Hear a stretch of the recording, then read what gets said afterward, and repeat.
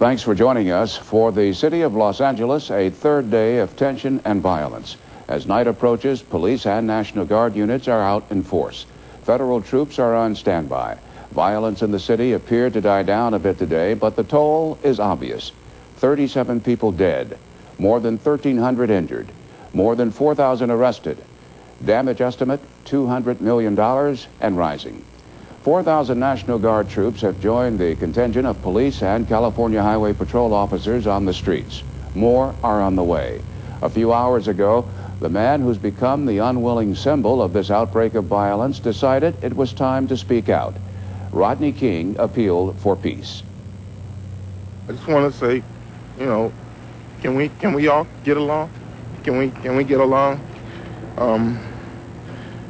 Can we stop making it horrible for the older people and the kids? And I mean, we've got enough smog here in Los Angeles, let alone to deal with the setting these fires and things. It's just not right. It's not right, and it's not gonna change anything.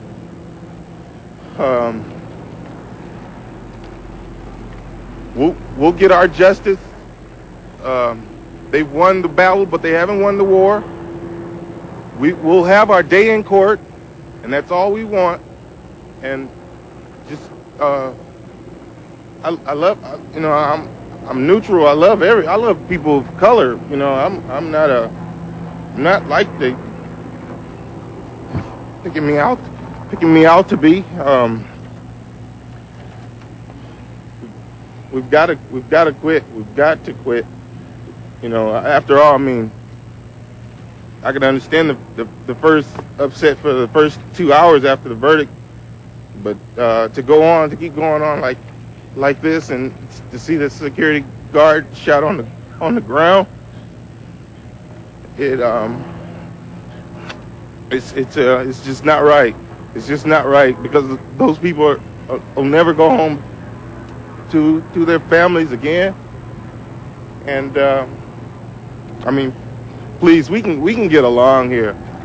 We all can get along. We just gotta, you know. I mean, we're all stuck here for a while. Let's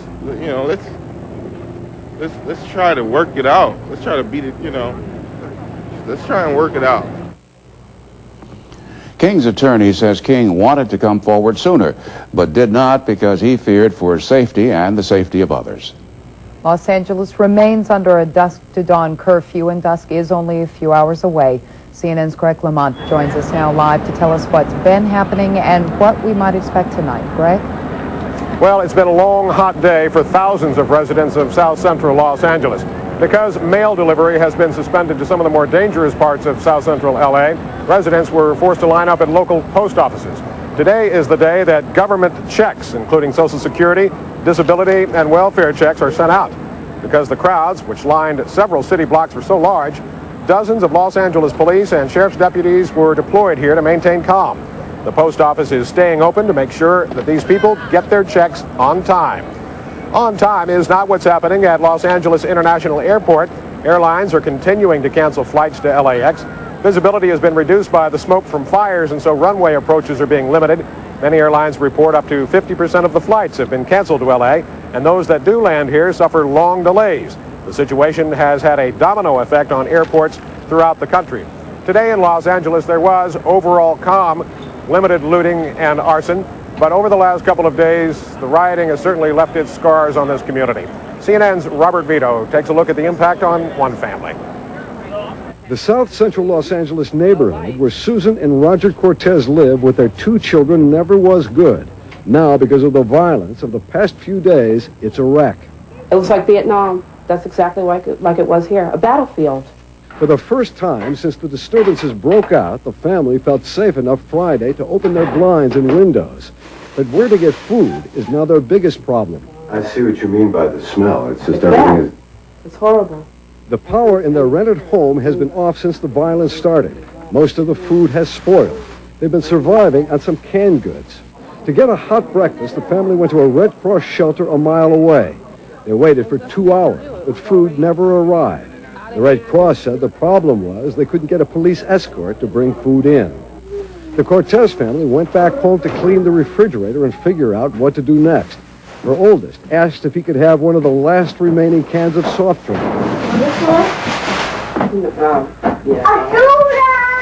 The Cortezes heard about one grocery store in the area that might be open, but they decided not to go because they were frightened that long lines and frustration might lead to violence. Eventually people are going to turn on each other. That's the ultimate thing that's going to happen. So we're just going to go to wherever we can find food.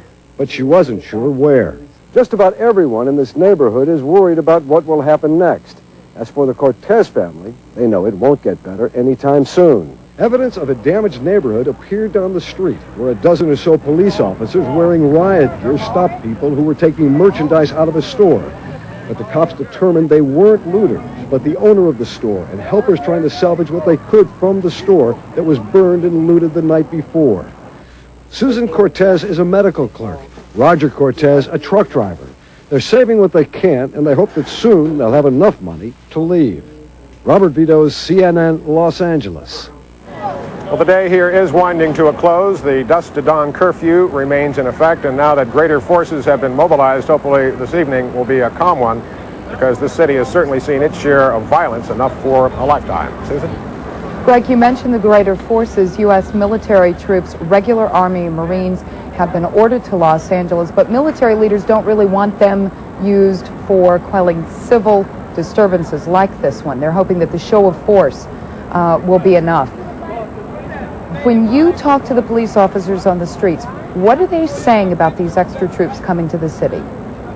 They will take any extra help that they can get, especially after the first couple of days.